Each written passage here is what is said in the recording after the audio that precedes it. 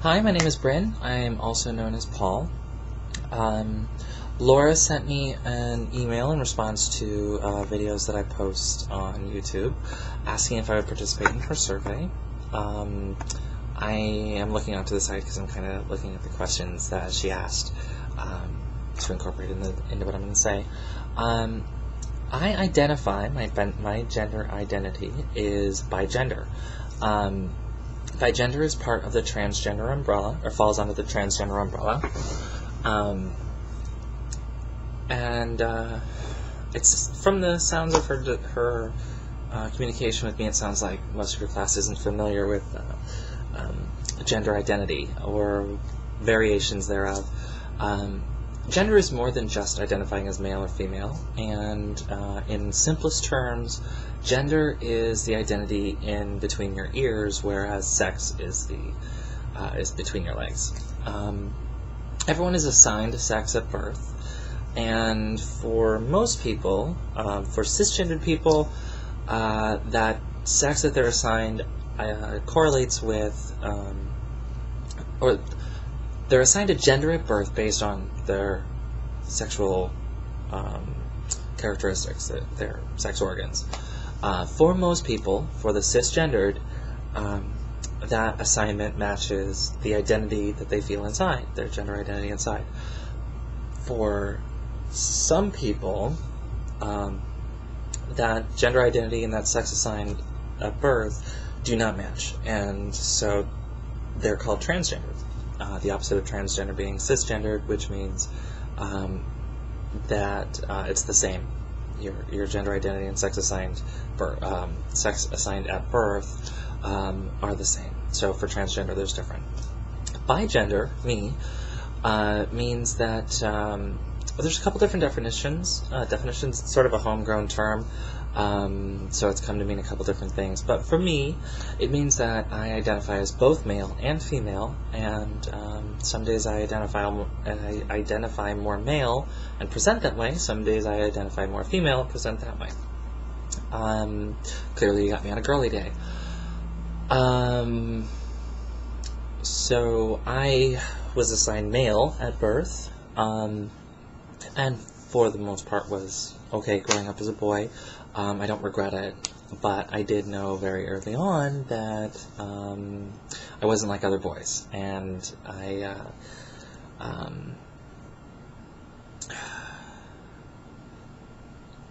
didn't always feel like I suspected that my brother did, and I identified very closely with my female cousins, and when I had the opportunity for the first time to dress in one of my girl cousins' clothes, it had a sense of feeling right, like a rightness to it. And I realized that was an aspect of my personality. I hid it and suppressed it for a very long time because I knew it was what boys weren't supposed to do, and I didn't want to find out what happened when boys did what they weren't supposed to. That was probably around age 6. I finally started to come to terms with being trans in my 20s because, and it took so long because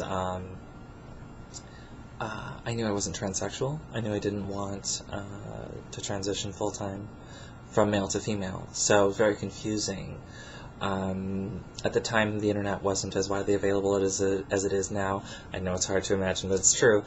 And so once I finally was able to get online and do some poking around and find some support, I started to realize that there was some of that resonated with me, not the entire thing, and I hit upon bigender as a term that I identified with. I've come since to find out that I'm not the only one, thankfully. I started bigender.net for other bigender folk to gather and support each other and invite allies and discuss their lives. It's about 6 months old now, and it's very successful in my terms. I'm very happy with it and very proud of what I've done.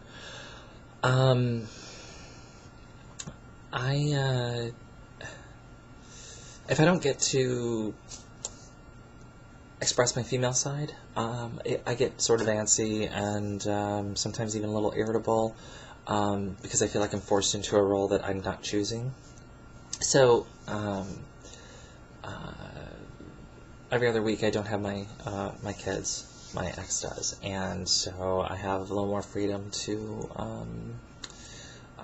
present my female side a little more at home, even go out, hang out with friends, record videos on YouTube, and just do things that that help me feel like a woman, I guess. I don't know.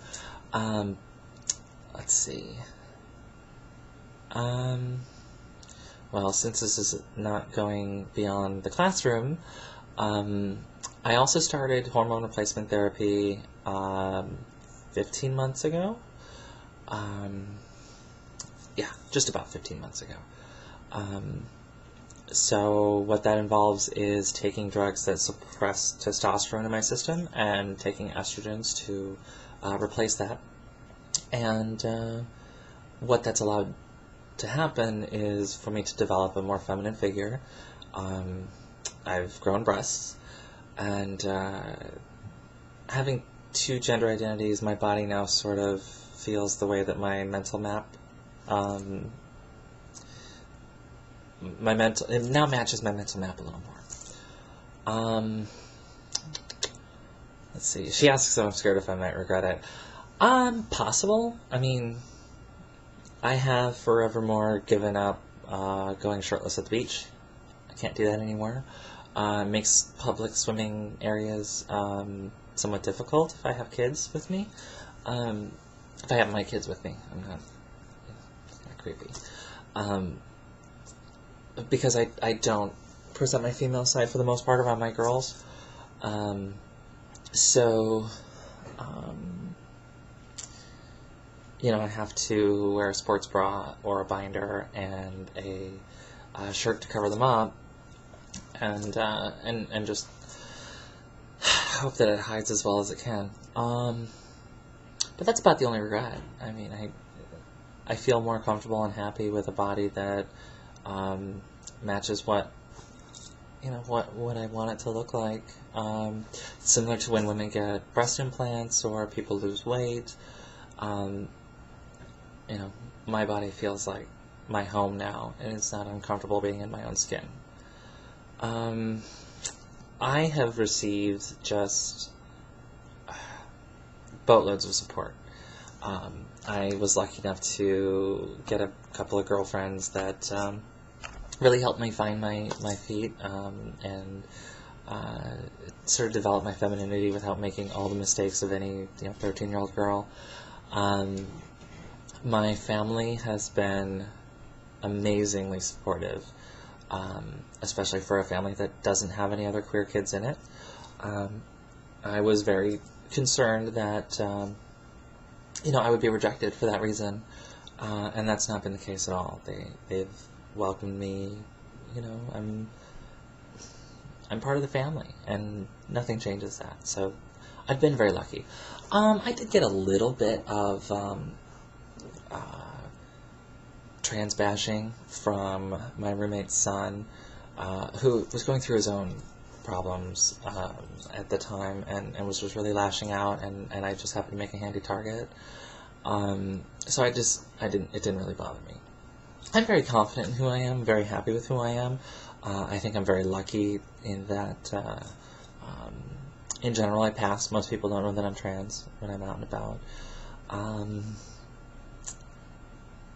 I'm sure knowing that I'm trans, you guys can pick out all the things that make it obvious, like my Adam's apple, or I have a heavier defined brow ridge, but for the most part, I'm fairly androgynous featured, and so most people don't clock me.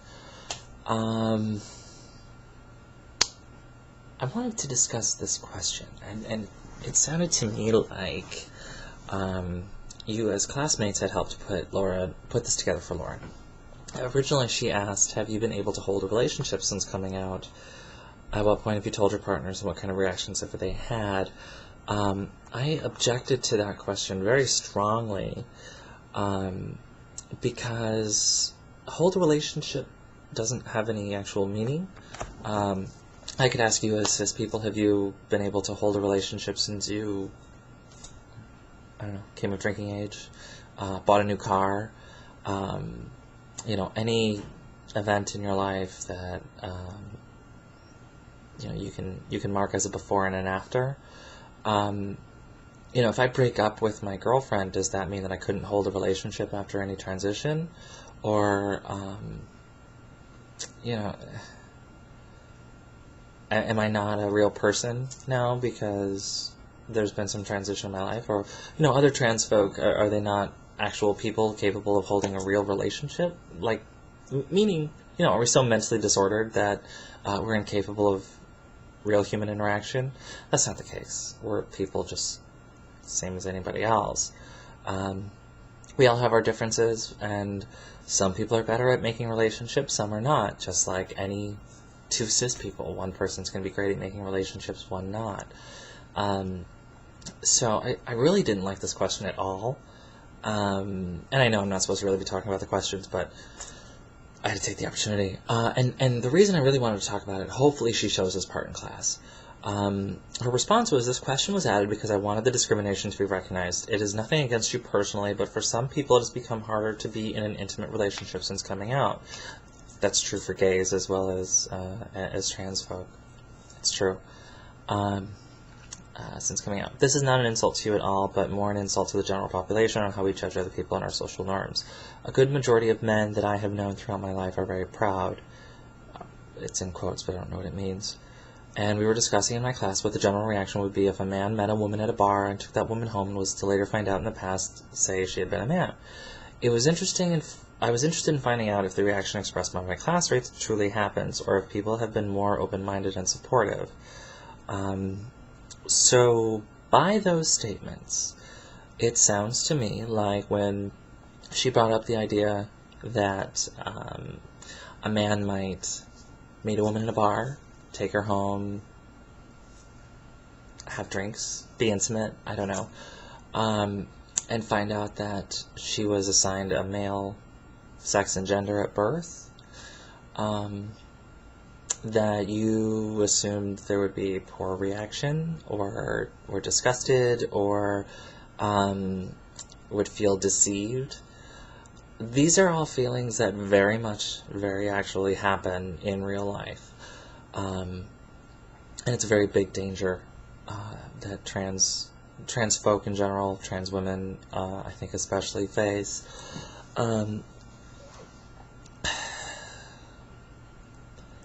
I know personally somebody who, in his younger days, brought a girl home from the bar, was intimate with her,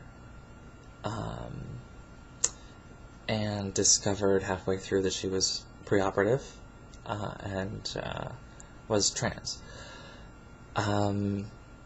He was horrified. He left the premises as soon as he could, but not before teaching her a lesson. I don't know the details, but it involved physical violence, and that's not what that girl asked for, even a little bit. Brandon Tina, whose story is told in Boys Don't Cry, was a female-to-male transsexual who was discovered to be trans by a group of boys who then proceeded to kill him for the crime of pretending to manhood. I don't know. But yeah, it's a very real danger that trans people face when they meet a stranger. It's not wise. It's less wise for a trans woman to go home with some guy from a bar than it is for a cis woman to go home from the bar, and frankly, it's not safe for her either. So yeah, we could hope that, the guy that we go home with, when he finds out, says, I'm sorry, this is just something that I'm not attracted to, thank you for a lovely evening, I won't be talking to you again, and escorts her to the door like a gentleman and lets her go on her way. Unfortunately, that's the rarity in the anecdotal experience, I guess. It's not something I've had to encounter. I'm very much out and comfortable being out, so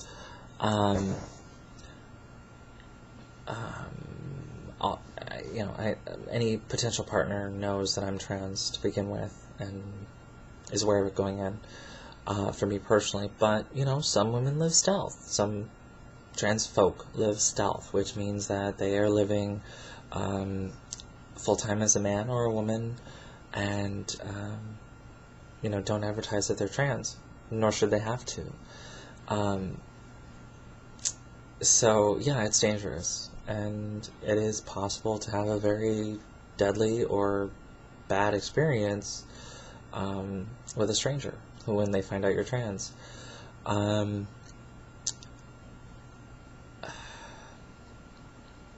don't know, I think that's it, but I really didn't like the question, and I didn't like the explanation at all, because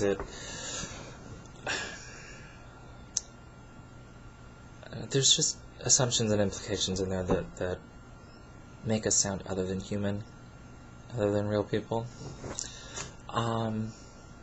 But that aside, my life has been just amazing since coming out. I'm not out at work. I have no need to be. Even amongst trans people, I'm fairly privileged in that I can live as both my birth gender and, you know, present as the other half of my gender. So I can be stealth and appear cis, same as a post-transition trans person. But you know, everybody that I know knows that I'm trans. I'm out to everybody. I don't hide it outside of work, and I kind of figure that if they can't handle who I am, that makes, you know, if they can't handle me living in a way that makes me happy, makes me satisfied living, then I don't really need them in my life. Let's see. Just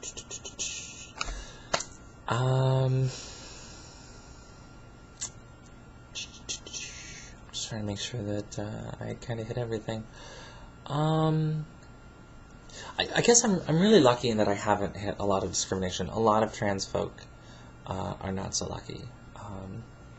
A lot of trans folk, at least in the beginning of their transition, don't pass very well, and so they receive a lot of insults and abuse from strangers, from family, from friends, and it can be a very, very difficult time.